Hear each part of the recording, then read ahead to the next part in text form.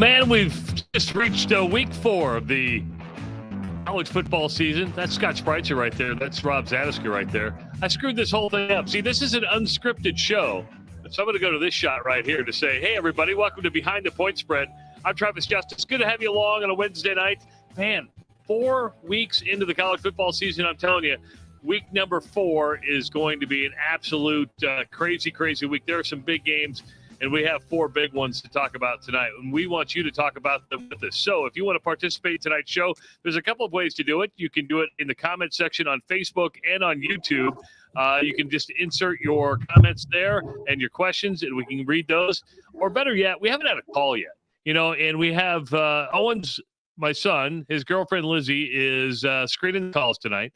If you have a question for Dr. Rob, if you have a question for Scott Spreitzer, all you have to do is dial it up at 402-543-5556. Again, that's 402-543-5556. Now, let's bring in the men you are all here to see tonight. To my left is the one and only Scott Spreitzer, and below us is our good friend Dr. Rob Zatechka. Hello, Doc. Have you been doing a lot of doctoring today? Little work, still got the day job.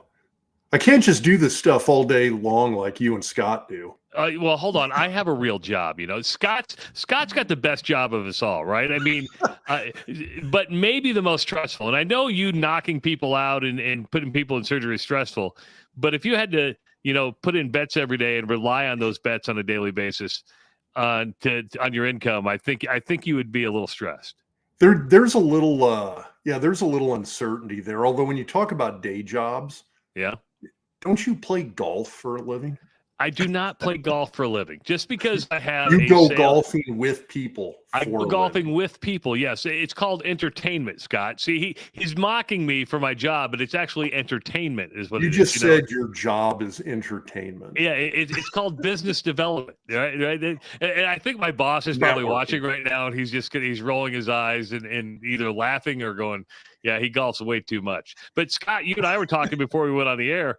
Hell, you're so stressed. You don't go to bed till 4:30 a.m. Central Time, right? You're up watching that many games. Oh, I'm up till Central Time. I'm up till about 6 a.m. Central Time. Oh, my God. 4 a.m. Pacific Time. Vegas, you guys don't sleep out there anyway. Try not to. But it's I usually fall asleep about 4 a.m. my time out here in Vegas, so that's 6 a.m. your time, and usually get up about 10:30. I rarely sleep past 10:30, and just one of those guys who – it's funny, if I get more than 6.5 hours of sleep, I feel hungover. I just do. Even if I drink nothing but water for the last month, I still feel like I'm hungover. So about 6.5 hours, and I'm good to go. Listen, I can make a mistake and I lose a bet and I lose a few bucks. I don't want to be Doc Rob and make a few mistakes. You know, I mean, a different story there. So I could see that his job might be a little bit more stressful. Plus, you know, again, I've had experience of losing days. And you can experience several of those and still hold on to your bankroll. Can't do that as an anesthesiologist. You can't have losing days. And so that's a little bit different. But anyway, yeah, man, it's like I get done working usually about 2 a.m. my time. I go downstairs. I flip on, like right now, I just started watching that about a week ago. I'll go downstairs. I'll watch an episode 2 or 2 of that, maybe have a glass of bourbon with it to unwind. Fall asleep about 4 a.m., get up about 10:30, start all over again. Man, but that's it.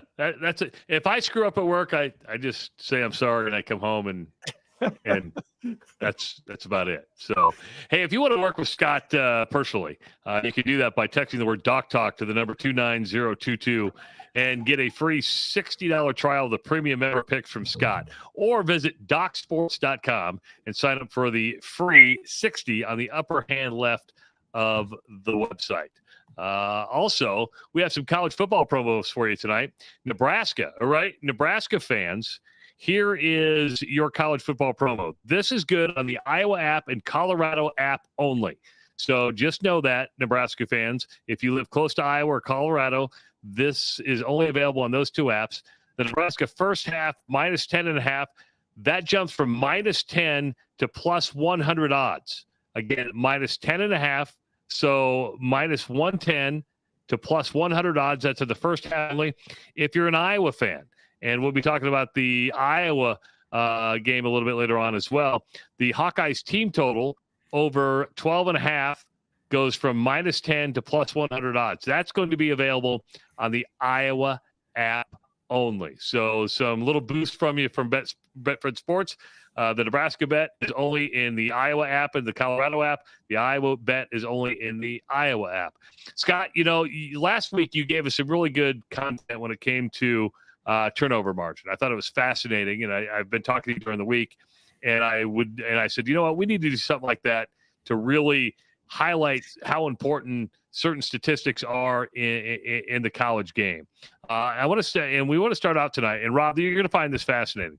This is about finishing drives. So, Scott, I'll let you explain this because I get it, but I think you're much better than me to explain it. Yeah, it's a metric that somebody kind of like discovered and really started putting a lot of time into it a few years ago. It's called finishing drives metric. And, there's a lot of these metrics that I'll create on my own. There's a lot that we share with each other as far as professional bettors and guys in the same circles and all that. So this one that this particular person found and has started using it, I started noticing it in 2018. But anyway, what it basically does is it's an offensive metric, if you want to talk about offense first, that measures points per trip inside the opponent's 40-yard line. The defensive metric, the defensive side of finishing drives, is points allowed per trip inside their own 40-yard line when a team gets inside the 40. And if you look at this, the top 25% of offenses in this metric since 2018 through 2022 covered the spread 55.4% of the time. 55.4% is a very good season for professional bettors when it comes to 11 to win 10, which is college and pro football, obviously. The top 25% of defenses in this metric covered 57.1% of the time over that same time span, 2018 through 2022. And just to let you know what that means, if you're betting $100 to win $100, so you're betting $110 per game at 57.1%, $100 per game, and you're talking about a profit of about $1,000. It's just shy of that. It's $5,710 won, $4,719 lost. So almost $1,000 a season just betting $100 per unit. Even better than that, guys, the bottom 10% of the offenses in this metric have only covered 39.4% of the time, 2018 through 2022.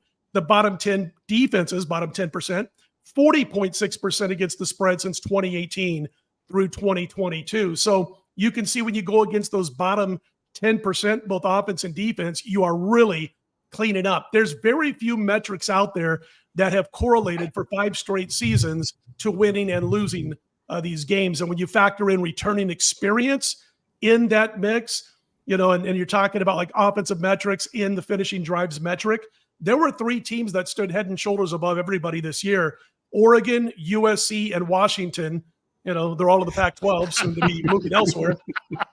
Those teams are not only 9-0 straight up, they're 7-1-1 against the spread so far.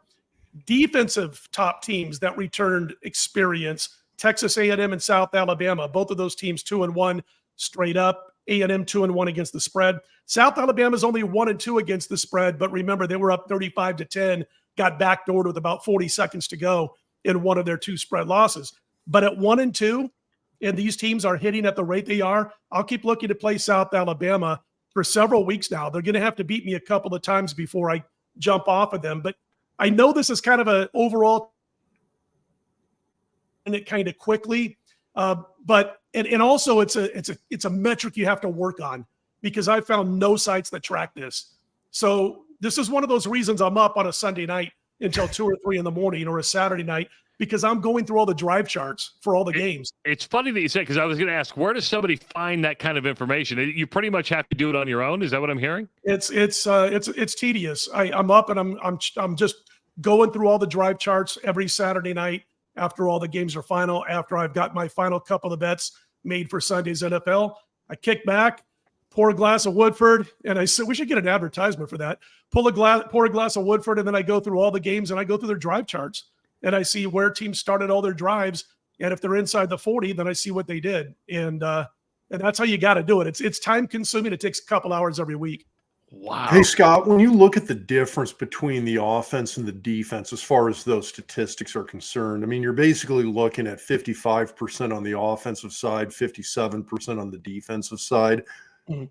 How big a difference is that 2%? I mean, is this something is that kind of a wash in the sense of, yeah, whether you're looking at it offensively or defensively, it's kind of an equal odds kind of thing? Or do you look at that 2%? If the defense is 57% against the spread for a particular team, is that something you should kind of hang your hat on, or do you got to Sure. pay attention to both?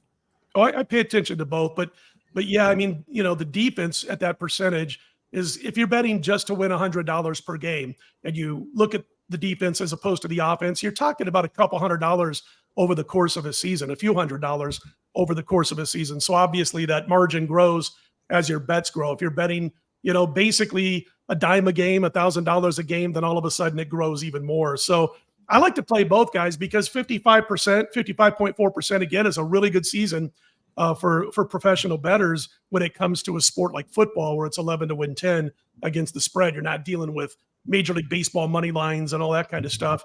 And of course, the best thing is that, bottom 10% offenses are terrible. Bottom 10% defenses in the finishing drives metric are terrible. You're talking about 60% over 5 seasons. And the reason I dug this up, even though you don't just like click on a website and boom, there's all the stuff kept for you throughout the course of the season, and you got to do some work to dig into this. It's just one of the best metrics I've seen that have lasted for 5 seasons. And now it's working again in the 6th season of using this metric. So, but you're right. You're gonna make a few more bucks just focusing in on nothing but the defensive metrics. On the offensive side, I should have read it a little bit closer. That's finishing a drive. Does that include field goals? Yeah, it includes field goals, touchdowns, and when you're inside the opponent's 40. So it has to include both, and it comes out to a point total, like how many points is a team doing per trips inside the 40, both offensively and defensively allowed. And then you start factoring in these metrics. And like I said, it's not easy to find. You got to be disciplined. You got to be up every night. My brother, who's came to Vegas before I did, he's retired now. He's 70, and he worked in the hotels on the Strip. And I remember when he would go on vacation or whatever, and he goes, "How the hell do you not just say, screw it, I'm not working tonight?" He goes, "I don't have that kind of discipline because I don't have to go to an office. I just set up my desk." But you got to do it, man. You really do. And I'll take time off during baseball season. I'll take time off around Christmas time. But it's just what I like doing. And I'll just make this statement real fast. I hate losing, obviously. We all hate losing, no matter what we're in. But one of my favorite things to do is, like, for instance, Major League Baseball. If I'm having a bad run, there's nothing I like better than trying to figure out why and come up with some new math and some new angles to get out of that slump. The problem is you have to be in a slump in order to have or to go through that time that for me is like my favorite time of trying to figure out why things aren't working the way they did maybe the season before. So it's just, I mean, I'm up quite a bit, as you guys can tell. And when I take time off, I feel like I'm missing something when I'm not doing my handicapping on a nightly basis. Rob, I would have loved to see you and Scott have like a math off, because I want to know who's better at math, Scott or Rob. Well, that would I be dropped interesting. my physics class. I'm guessing Rob soared through that, but I dropped physics, like not even halfway through it. I just said enough's enough. I had a teacher by the name of Fred Crow, believe it or not, at Bellevue West High School, and great guy, smarter than you could imagine. And I just said after about a quarter of it, I'm out of here. I don't need it this bad. I'm a senior. Yeah, my high school physics teacher is named Keith Watts. Okay. Sounds like a quarterback. Sounds like a drummer to me, but It does. Drummer in a rock band. Drummer in a rock band. This week in college football, it was so hard to pick 4 games to go through, because we always do the Nebraska game, we always do the Iowa game, and there's so many really, really good matchups. Not just from a betting perspective, just good, solid matchups from a name matchup. But here's what we're going to be taking a look at. That we're looking at the Ole Miss Alabama game as Lane Kiffin goes to Tuscaloosa, where he worked for Coach Nick Saban. Nick Saban is being questioned. Should we say, is Alabama still Alabama, or are they falling off? They fell out of the top 10 for the first time in 8 years. We're going to stay with Ohio State and Notre Dame. That's a hell of a matchup. A lot of people want to see how the Fighting Irish go up against the Buckeyes. And the Iowa game this week is interesting because they're ranked 24th in the country. They take on the Nittany Lions. They lost Luke Lachey, who is their number one tight end. They lost a couple of running backs, but they're deep at both of those positions. And then you have Nebraska taking on Louisiana Tech. Nebraska has learned that it's lost a couple of players for the season, which was disappointing for head coach Matt Rule. Any of those injuries, before we dive into the game, Scott, those injuries, how big do they play in your factoring of these games? I don't want you to get into specifics, just injuries in general when it comes to handicapping. Well, as far as let's just look at the running back, Gabe Ervin for Nebraska. They have a running back depth issue now with the injuries, and it hasn't affected this point spread at all. And, it's funny because usually it's a quarterback. I mean, the only defensive player in college or pro football that really ever truly affected the line, and maybe Bosa will, with San Francisco, but was Troy Polamalu. The adjustment when he was out on a point spread was a couple of points. No defensive player in my lifetime has ever gotten that kind of line respect as Troy Polamalu. Not like a Lawrence Taylor or not even Lawrence Taylor didn't adjust the line. As far as the point spread adjustment, he did, like a point with Lawrence Taylor, but it was Troy Polamalu, man. It was crazy. So when I look at running backs, Nebraska's kind of a weird team to use as an example because their offense has been stuck in neutral for the most part anyway. So, how much does that running back mean? And I don't mean to put Ervin down. I think he's it's almost like picking lesser of evils type of thing. Exactly. So you got an offensive line that stinks for the most part in 3 games, a little bit better last week in the second half. But if you have nobody open, smidge. So you don't have anybody opening holes for the running back. So it's almost like you can stick almost anybody in there in that running back room, I think, and can get almost the same amount of yardage. Again, Nebraska's quarterback situation isn't going to move the point spread because they don't have a guy who's played great yet at quarterback. And I like what Harburg did last week. I think he was really good, for the most part, C+, B-, and for what he had to deal with. So Nebraska's in a weird spot where their offensive players don't mean a whole lot to the point spread. Well, and Rob, just to let you know, and if you don't know, Rob does a report card after each and every game. Scott said your report card was right on. He said you're a good grader, Rob. I'm trying to be fair here. Yeah, and that's more than fair. Hey, our first game tonight is going to be in the Southeastern Conference. Ole Miss takes on Alabama. Alabama, 7-point favorite at home. The over-under at 55.5 on this, according to BetFred Sports just about an hour and a half ago. It's a 2:30 game on CBS. This is Lane Kiffin taking on his old boss, Nick Saban. Interesting matchup. Before you get started, my daughter works at the University of Mississippi. She's in the student housing department. They are having a record number of applications. Football's driving it. 2/3 of them are from out of state. That's a cash cow, man. The Lane train, whether he's getting it done or not, he's driving people to Oxford, Mississippi right now. People are excited about Ole Miss football. It's amazing what athletics can do. I haven't heard, but I imagine Dion is bringing in a whole lot of, not just athletic recruits, but bringing in a whole lot of applications in Boulder. And I saw it firsthand out here at UNLV. When I first enrolled at UNLV in 1984, there were 7,000 or 8,000 students. By the time Tark left, there's 25,000 students. Wow. So anyway, but yeah, as far as the game is concerned, the line has dropped half a point. Its highest point was 7 earlier this week. And here's the thing. I know they've dropped out of the top 10. They're power rated, Alabama, 9th or 10th in most trustworthy power numbers. So they haven't dropped out of the top 10 with those who do power ratings and do this for a living. They're right there in 9th or 10th. Ole Miss around 15th in the country as far as their power rating is concerned. Now, when you do power ratings, you break it down. Alabama comes out to about a 5-point neutral field favorite. So that would mean if you factor in their home field advantage, they're kind of being shortchanged in this one, and you're getting a pretty nice price if you happen to like Alabama.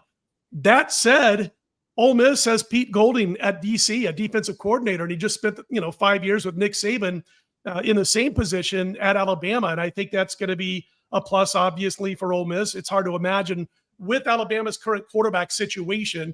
It is hard to imagine that they're going to be able to do anything that Golding won't be ready for. And so I think there's an advantage there for Ole Miss. The thing that bothers me, guys, about Ole Miss, and I wrote down some of these notes, they got the quarterback, Joe Dart. He's good, but he gets most of the carries. He runs for most of the yardage. There are only 2 players who have more than 14 total carries so far this season for Ole Miss. You got Quinshon Judkins, the running back, and you've got Dart just over 3 yards per carry. Dart averages about 7 yards per carry. So he's the entire offense.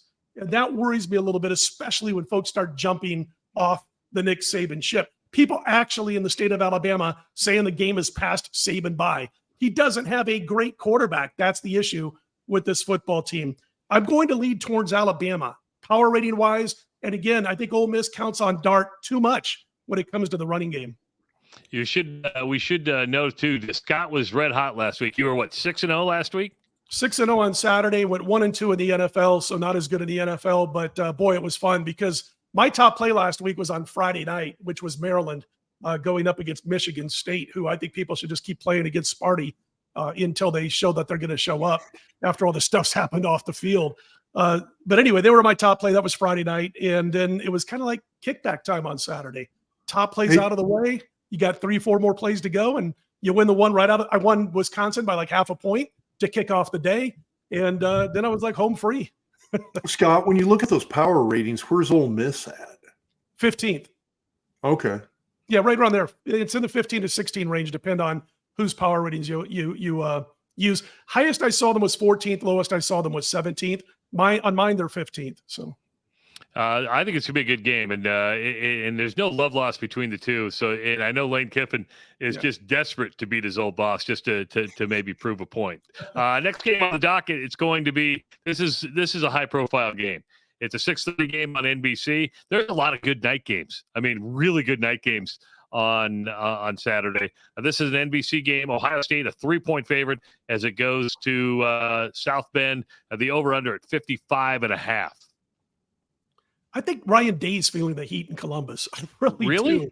Yeah, you know why? Because about a month or so before the season, he had that press conference, and I mean, he was almost whining about, we need to place this Michigan-Ohio State game somewhere else than the end of the season. Rob, you got something you want to jump in on there, I think. Right now, Scott is predicting that Ryan Day is getting fired at Ohio State. On Monday. It's a given. Chalk it up. Chalk it. It's be like Wisconsin last year, right? So I'm just like, when Scott speaks, he's the kiss of death for college football coaches, man.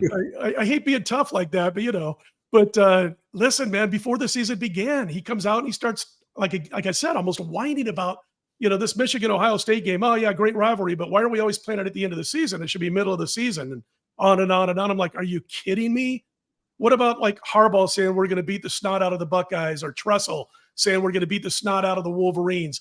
That's what I want to hear from a Buckeye coach or a Michigan coach, not, I don't know, man. I don't like playing this game, last game of the season. I think it's getting to them a little bit. And Ohio State fans have not been too happy with the look of the Buckeyes, other than maybe that final 3 quarters against an outmanned Western Kentucky team who's not as good as they've been in past years. So kind of factoring that into the mix, and what a difference a year makes. Guys, this line was 17 last year. The Buckeyes were a 17-point favorite. Notre Dame did cover. It was a 21-10 Ohio State win. At halftime, it's 10-7 Dame with about, 50 seconds left in the third quarter.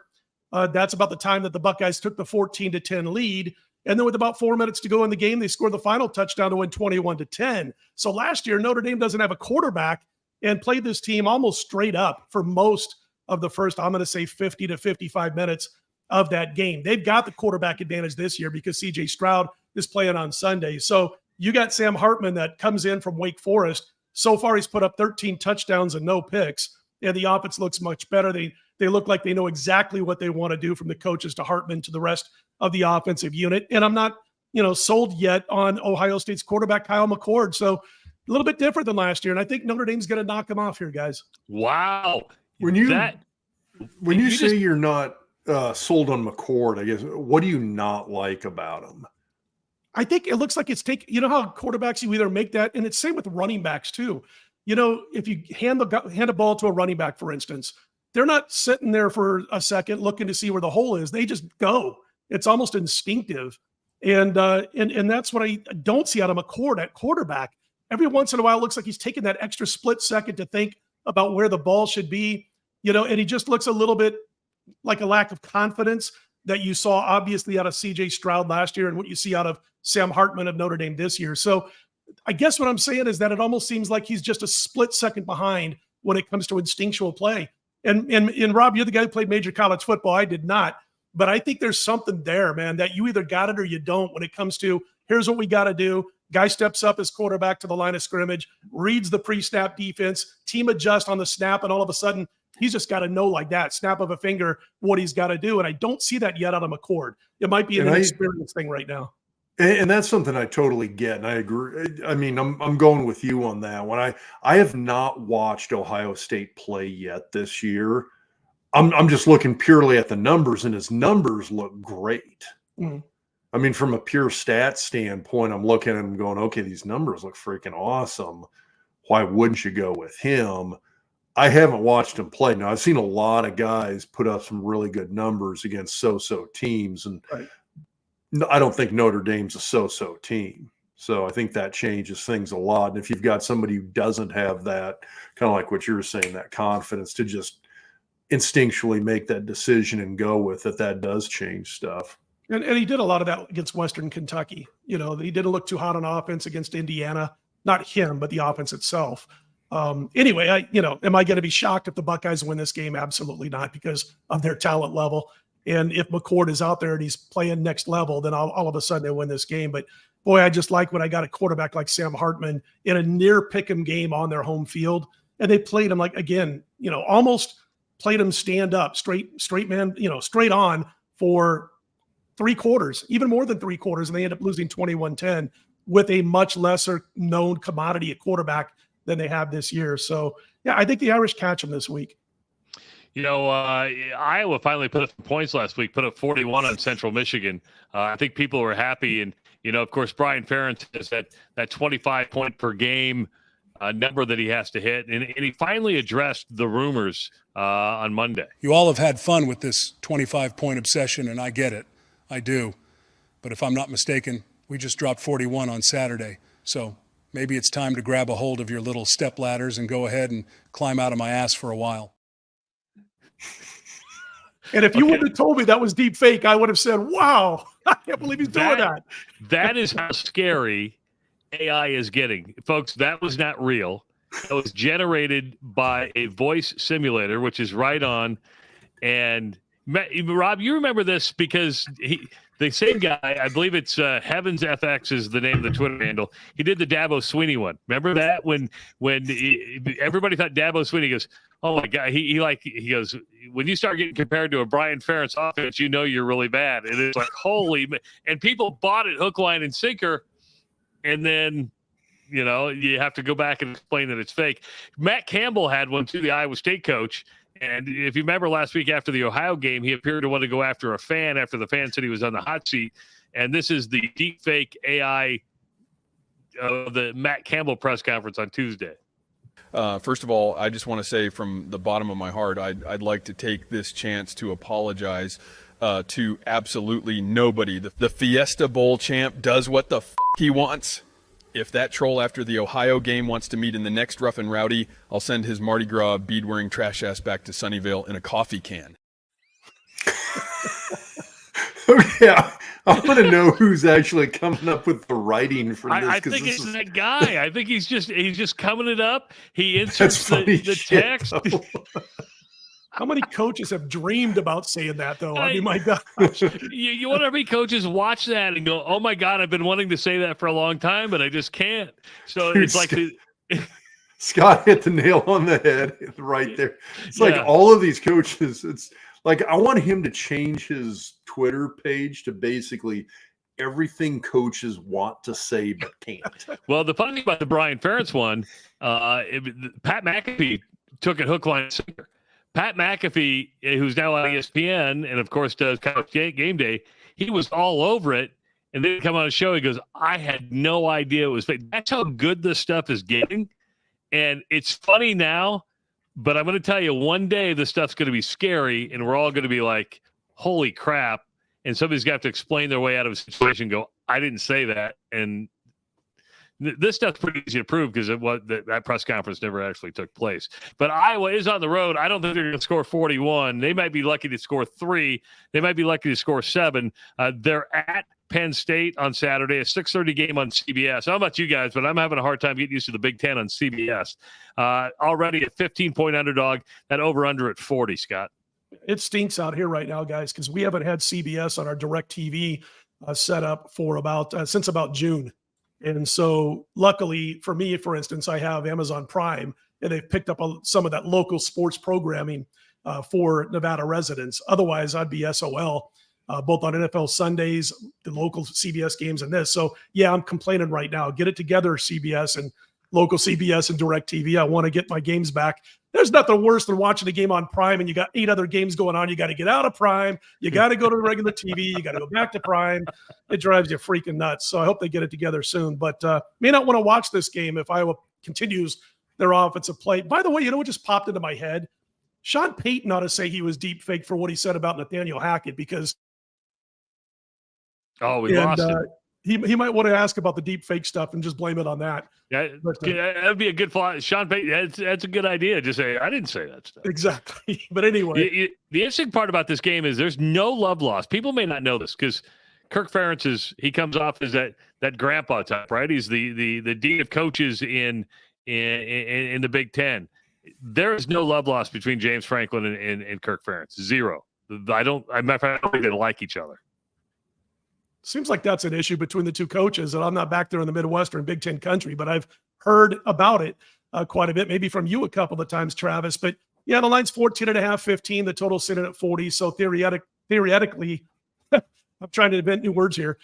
In theory, the books are saying that Penn State's going to win this game roughly 28-13 in that neighborhood. And I'm just trying to question whether or not I think Iowa's going to get to 13, maybe a defensive touchdown, extra point, a couple of field goals. But nothing this team does offensively impresses anybody one bit.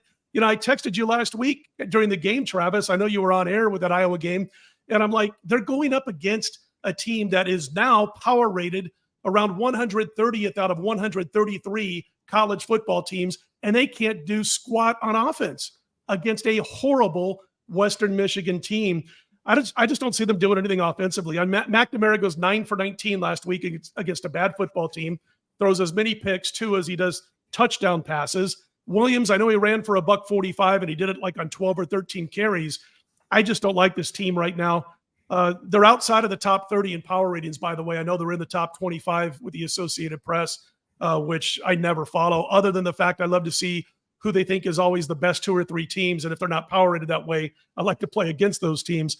But anyway, I do believe this number is pretty solid. There's no real value, I don't think, either way. The caveat with Penn State is Drew Allar, he only completed 16 of 33 against Illinois last week. That's a little bit of a red flag, but I think they win this by about the spread, 27-13, 28-13 in that neighborhood. Yeah, the Penn State-Illinois game last week was interesting because that was close, but Illinois just turned the ball over the time. I mean, would they have 5 turnovers last week? Yeah, exactly. And I didn't see enough out of the Penn State offense that makes me want to jump out and lay 14, 15 points in this game. Up next is the game that's going to be in Lincoln. It's a 2:30 game of the Big Ten Network. Nebraska coming off its first win of the season. It won at home last week against Northern Illinois. They are at -20 against La Tech, over under at 47. We mentioned it earlier. Nebraska lost a couple of running backs. Just thoughts on this one. And is this one of those you just sit back and watch and stay away from, or do you like this line? Yeah, it's up to 21 in some spots now. Really? It opened 18, which when I went back and looked at my power ratings after this last week's games, I made Nebraska 18 points better than La Tech on a neutral field. La Tech's one of the 10 worst teams, 15 worst teams in college football this year. They're right around 115 to 120 out of 133 teams. And believe it or not, Nebraska's top 50. They're around 45 to 48 as far as their power rating is concerned. Wow. Yeah, it's, you know what? In some power ratings, Colorado is still below Nebraska. Just to let you know how power ratings take time. You don't want to over adjust. So you might not agree with that, but they are ahead of Colorado still, which I think Colorado's 58th in the power ratings that I use, which shows you how overrated the Colorado Buffaloes are right now too, by the way. And I don't want to take too much away from them. That's another show, I guess. But as far as this game is concerned, yeah, I heard you guys, I was watching the video of you guys the other day, And Rob really scared the crap out of me when he said, I think Tony White, we got to hope he doesn't get an offer to be a head coach somewhere. I'm like, oh my gosh, true. How true is that? This Michigan State's got an opening. Oh my God. And Ohio State is according to you on Monday, right? So Exactly. but Yeah, I'm like, oh my gosh, yeah. Rob, why did you have to introduce that into the conversation? Yeah, we got 4 days, 5 days until Ryan Day gets fired here. This 335 and give the players credit, man. They're reacting well, extremely well to it.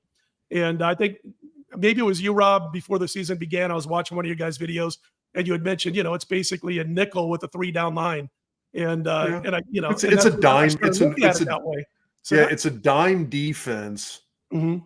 It's just instead of, and it's a dime defense with a hybrid guy. I mean, instead of an extra corner, instead of a sixth corner or sixth safety, you got an extra. You find a hybrid guy who's kind of a big safety or a small linebacker as that extra guy. So, well, I'll tell you what, they're taking to it, and I give the players all the credit. Tony White obviously knows what the hell he's doing. On the flip side, La Tech plays zero defense.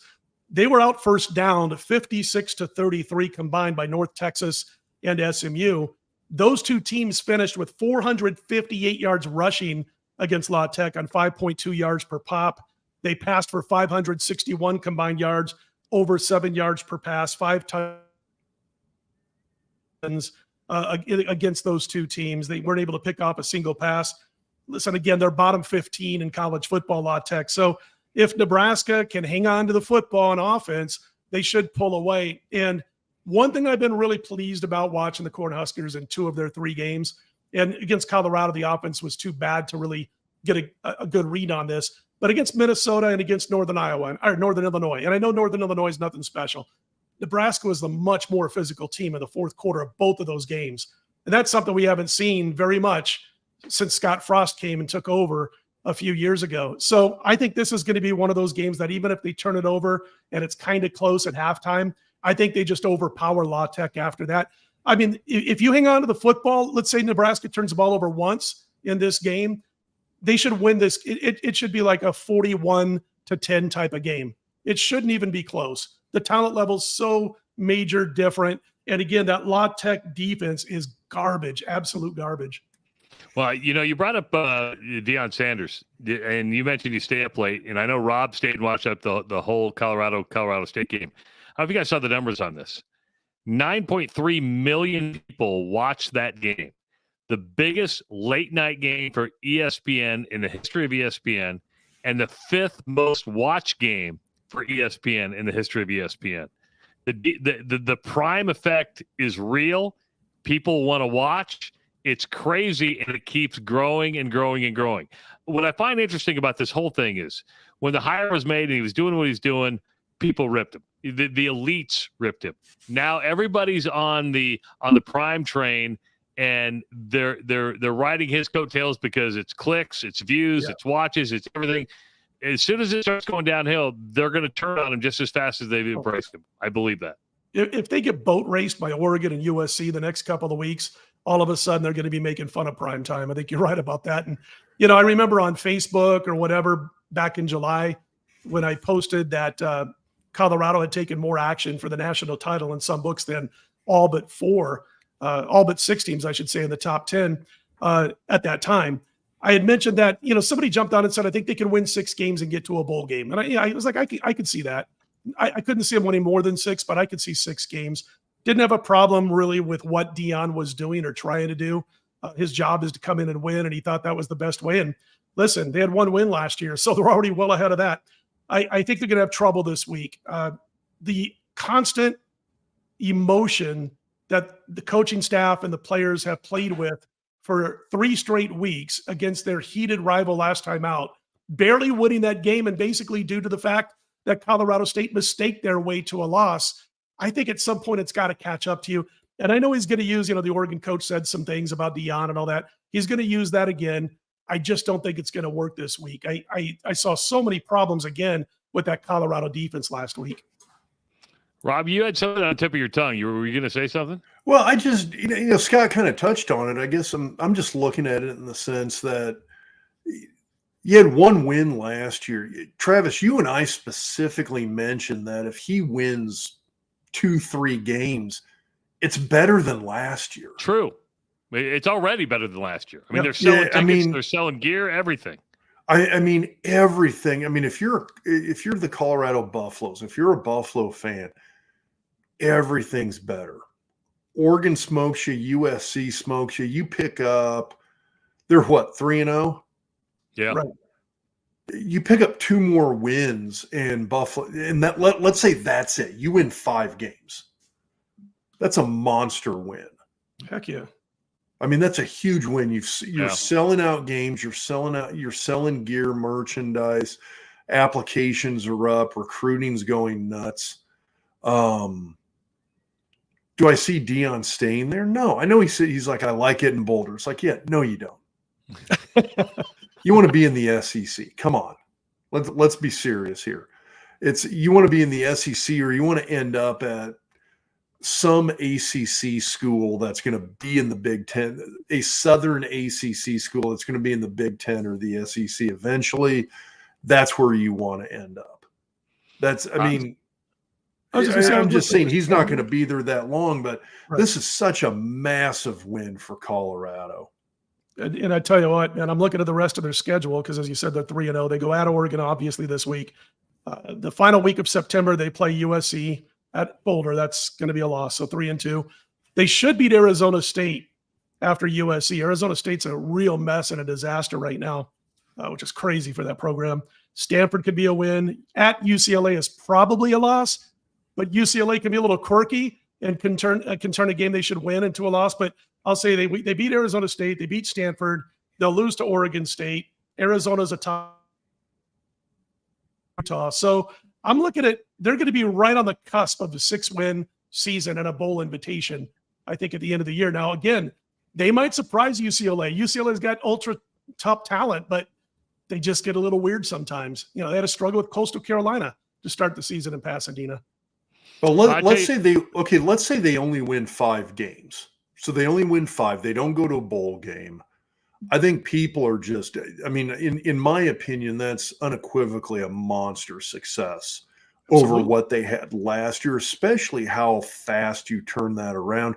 And even the way he did it. I mean, there's some ups and downs to the way he did that. Mm. Let's give him another year. You get a few more guys in there. You kind of bolster the depth a little bit. You got another year's experience. You get Travis Hunter back. Man, maybe you get that run game going a little bit more than it has been. You know he's going to get recruits. You know guys are going to want to go play for him. All of a sudden, year 2, year 3, I mean, at least as long as Shadur is there, I think Deion stays there. I bet he runs 20 to 30 players this year. What do you mean by that? I think the turnover you saw a year ago, you're going to see another turnover. Not as gotcha. massive. I see. He's going to run another 20 guys out of town is what you're saying. The guys who aren't, all right, we brought you in and you're not contributing right now. Yep. You're gone is what you're saying. Would you agree? Would you guys agree with that? Call your buddy at BetFred and see if he'll hang an over-under on players, the amount of players Deion runs at the end of the season. What do you put it at? 20 and a half? We'll message Brian and see what he says. Eric and James, if you're watching tonight, go ahead and Scott just put that prop out there. He'll be down at the Virgin Hotel to place that over under here very, very shortly. Hey, we do have a college football promo for you, and take advantage of it courtesy of BetFred. You can bet Nebraska the first half minus 10.5. You can that's going to change from minus 110 to plus 100 odds. That's a BetFred boost. So that is available on the Iowa and the Colorado app only. If you're an Iowa bettor and you want to bet you know what, you don't have to be a fan to take advantage of these boosts because you're looking for value, and these are value. The Hawkeyes team total 12.5. So that's going to boost from minus 110 to plus 100 odds. So you can get in on that. We want you to work with Scott personally. All right. All you have to do is text the word Doc Talk to the number 29022 and get a free $60 trial of the premium member picks from Scott. He went 6-0 last week. I didn't bet last week. I didn't find any value that I was interested in, so I stayed away. I'll try to get back into the action this week. And by the way, Scott, just confirmed to everybody, I don't call you and ask you for picks. I might every once in a while, but I'm not hounding you for picks all the time, am I? Only once or twice a day. It's pretty impressive. No, I'm kidding. You don't. You don't. You're like the one guy and I don't mind it, because we're close for 20 years now, but you're like the one guy that I work with that doesn't say, who do you like this week? Yeah, I don't want to take advantage of that friendship. Visit Doc Sports. You're undefeated anyway. You don't need me. Visit DocSports.com. Sign up for the free 60 on the left hand of the website. Guys, so much fun. I love doing this each and every week. It's a fun night. Some good games this weekend. If you are use that Colorado or Iowa app, remember you got to be 21 plus. You got to be in the state physically to place that bet. And if you do have a gambling problem, call 1-800-BETS-OFF. For Scott Spreitzer, Dr. Rob Zatechka, I'm Travis Justice. We'll see you next time on Behind the Point Spread, presented by BetFred Sports. See you guys. Take care.